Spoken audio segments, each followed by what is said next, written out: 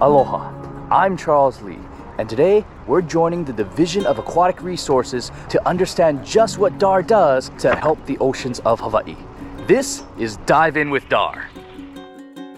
In the 1970s, smothering seaweed was brought to Hawaii for use in food production, but it lived up to its name by covering the corals of Kāneʻohe Bay, taking much of Hawaii's marine beauty and aquatic fisheries with it.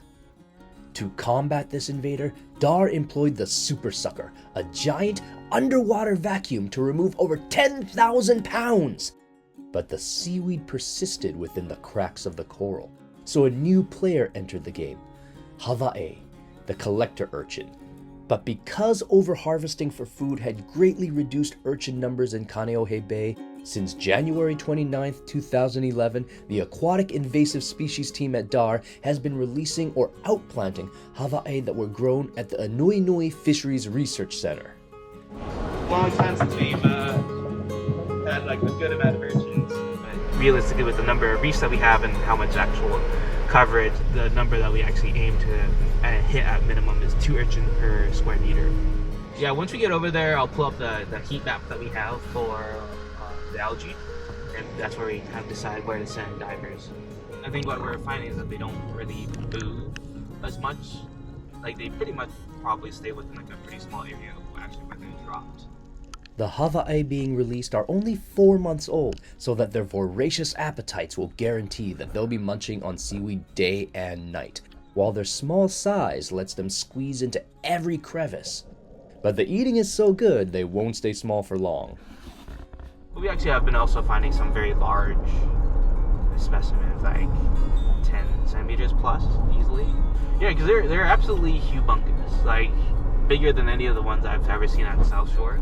So it's kind of amazing that they've not been picked off by something. Because like you see them and they're not really particularly hidden. But that doesn't mean the reef is devoid of danger. We also discovered the skeletons of dead urchins, known as tests. In addition to being harvested by humans, these animals are also preyed upon by a number of predators, such as Hāwa'e, the octopus, able to change not only its skin color, but texture as well. With 3 hearts and 9 brains, this is one of the most intelligent invertebrates on the reef. There's also Kokala, the porcupine fish, with jaws that can crush a sea urchin's test as easily as a diver's fingers. And then there are the humu, the triggerfish, which pluck out the individual spines before moving in for the final bite. Whoa! For these reasons, the Hāwa'e are released in massive numbers to ensure that enough survive to make an impact on smothering seaweed.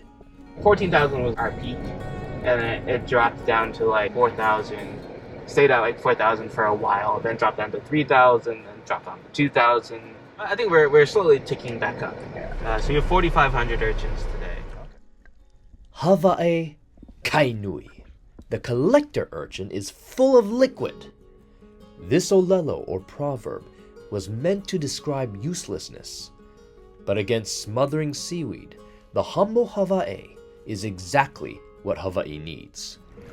If you happen to be harvesting Hāwa'e, please spare some of the smaller ones so that they can continue to graze. And you can further stem the spread of invasive seaweed by thoroughly washing and drying all of your gear after every trip to the beach. If you really want to take matters into your own hands, sign up for a volunteer algae removal project. Because conservation is a community effort, and together we can continue to watch over the waters of Hawaii. I'm Charles Lee. Mahalo for watching, and I hope you'll join us again in the future for more Dive In with DAR.